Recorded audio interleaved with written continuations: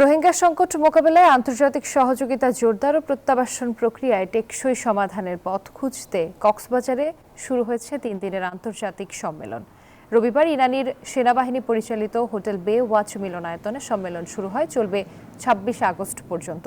সম্মেলনের দ্বিতীয় দিন সোমবার যোগ দিয়ে ভাষণ দেবেন অন্তর্বর্তী সরকারের প্রধান ডক্টর মোহাম্মদ ইউনূস। এর মাধ্যমে সম্মেলনে অংশ নেয়া বিশ্বের প্রায় 40টি দেশ, বিভিন্ন আন্তর্জাতিক সংস্থা ও জাতিসংঘের প্রতিনিধিদের কাছে রোহিঙ্গারা তাদের দাবি দাওয়াগুলো তুলে ধরবেন, জানাবেন তাদের ওপর হওয়া নির্মম অত্যাচার নিপীড়নের চিত্র। সম্মেলনে প্রত্যাবাসন প্রক্রিয়া ও মানবিক সহায়তার দিকটা গতিশীল করার প্রচেষ্টাকে অগ্রাধিকার দেওয়া হয়েছে।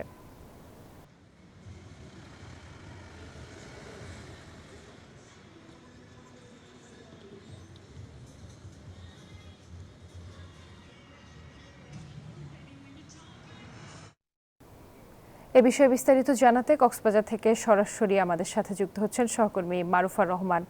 মারুফা, সম্মেলন নিয়ে জানাবেন কি কি কার্যক্রম চলছে কক্সবাজারে?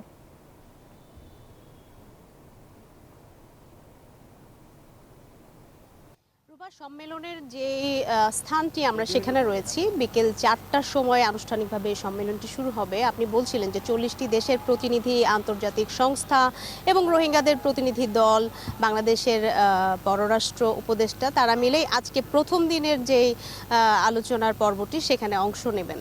3 দিনব্যাপী এই আন্তর্জাতিক সম্মেলনে মূলত চেষ্টা করা হবে রোহিঙ্গাদের টেকসই প্রত্যাবাসনের পথ খোঁজার এবং সেটির সমাধানের জন্য কার্যত উদ্যোগ নেবার।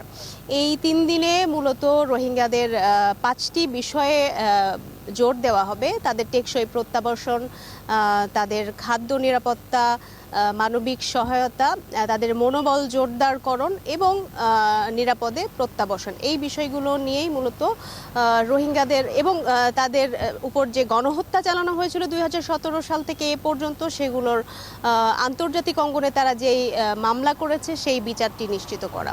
এই বিষয়গুলো নিয়েই আন্তর্জাতিক যেই প্রতিনিধিরা আসছে 40টি দেশে, তাদের কাছে রোহিঙ্গারা তুলে ধরবে এবং আন্তর্জাতিক সংস্থাগুলো তুলে ধরবে সেই ঘটনাগুলো এবং এই সমাধানে তারা আসলে কিভাবে কেমন টেকসই প্রত্যাবাসন চান, সেখানে আসলে অন্তরায়গুলো কি, সেই বিষয়গুলো তুলে ধরবেন, যার প্রতিফলনটি আসলে ঘটতে পারে আগামী জাতিসংঘ সাধারণ অধিবেশনে 30 সেপ্টেম্বর। সেখানে এই বিষয়গুলো তুলে ধরা হবে। সেখানে হবে আন্তর্জাতিক আরেকটি সম্মেলন এই রোহিঙ্গা প্রত্যাবাসন কেন্দ্রিক। আপনি জানেন যে প্রধান উপদেষ্টা কিন্তু গত রমজানে যখন অ্যান্টোনিও গুতেরেস এসেছিলেন জাতিসংঘের মহাসচিব, তখন তিনি বলেছিলেন এবং কথা দিয়েছিলেন রোহিঙ্গাদেরকে যে তাদের নিরাপদ প্রত্যাবাসন নিশ্চিত করবেন। তো যার কারণে এই উদ্যোগটি আসলে আরও জোরালোভাবে প্রধান উপদেষ্টা নিয়েছেন, যার কারণে আন্তর্জাতিক অঙ্গনের সকলকে আসলে এখানে সমবেত করা হয়েছে এই 3 দিনের সম্মেলনের মধ্য দিয়ে, যেন জাতিসংঘে আরও জোরদারভাবে এই বিষয়গুলো তুলে ধরা যায় এবং রোহিঙ্গাদের নিরাপদ প্রত্যাবাসন নিশ্চিত করা যায়।